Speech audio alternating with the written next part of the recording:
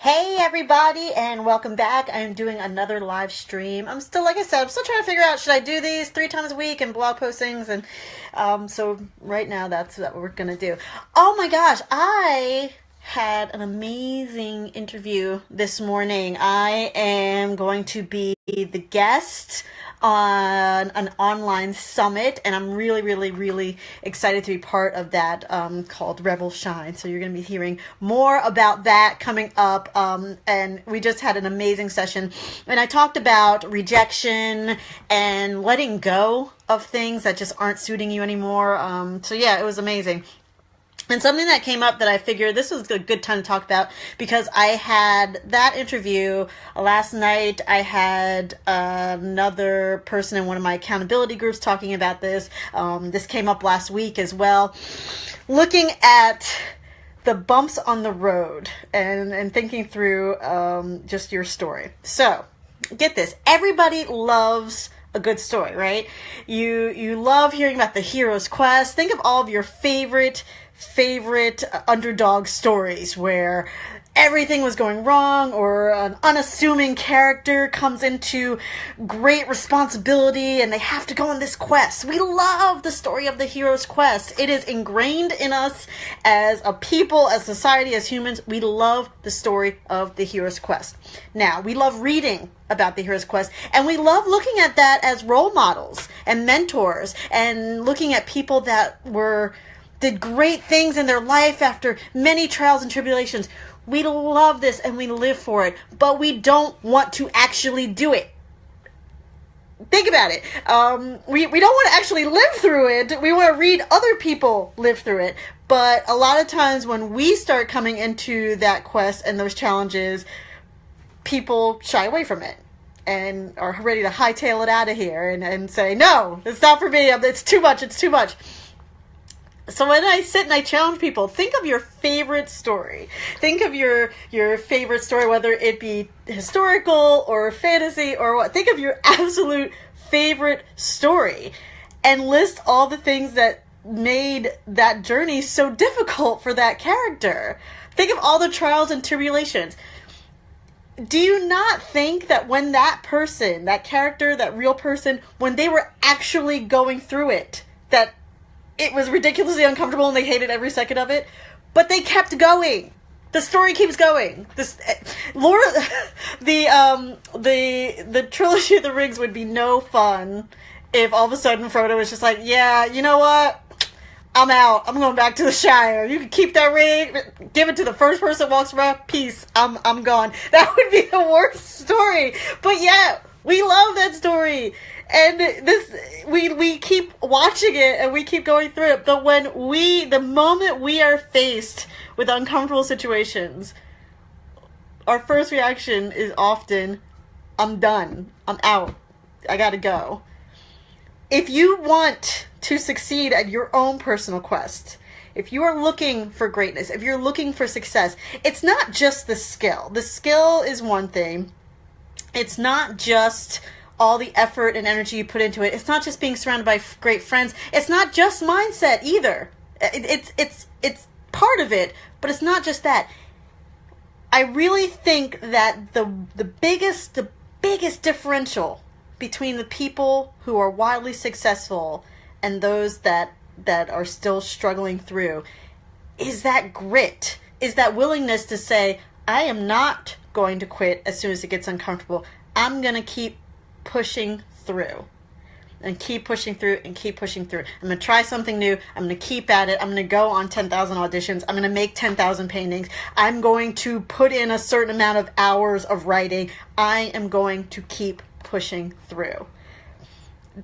If you can find a way to dig deeper and just keep going. Now, you don't have to keep going in exactly the same way, because that would be insane. If something's not working, you don't have to keep doing the same thing. Make adjustments. You learn, you adjust, you try something new, but you keep going. Oh my gosh, I don't know if you guys can hear my little bird singing. My bird agrees. He's really excited about it. But you have to keep going. I talked with a woman, and she's awesome. And if she's listening, she knows she's awesome. And she's just she's just having a tough time right now with getting her business up and running. It takes a second. It takes a while. But she wants it now. In her mind, when she started working on this online business, she was expecting it to be faster and expected to go through and not expecting all the things that life was throwing at her on the way. We never expect those things. And it's tough, and she's challenged, and she's tired, and she's exhausted. And her reaction right now is, I'm kind of wanting to hang it up on my business altogether because it's just not coming together. And I said, you've already put in so much time. And the thing is, you still want that business. You still want it. You still want to be your own boss. You still are an entrepreneur. You still have that drive, and you still want it. So it's not even a matter of like, this storyline isn't suiting me anymore, so I'm going to do something else. She still wanted it to happen. She was just tired. I said, there is no reason to throw away the entire journey because you're having a setback today.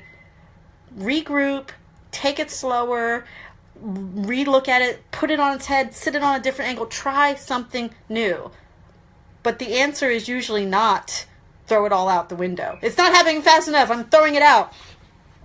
That's the logic. It's not happening fast enough, I'm going to throw it out.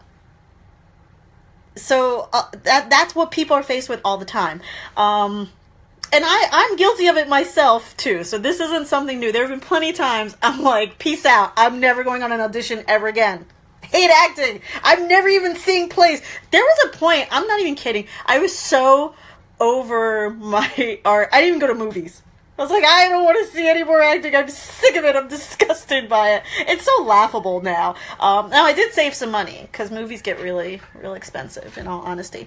But it's kind of laughable to think about. I'm not going to read any plays. I'm not going to see movies. I hate acting, and I've just had a big old royal hissy fit. Obviously, I got over it because I love acting, and that's what I love to do. So you just have to figure out a way to dig deeper.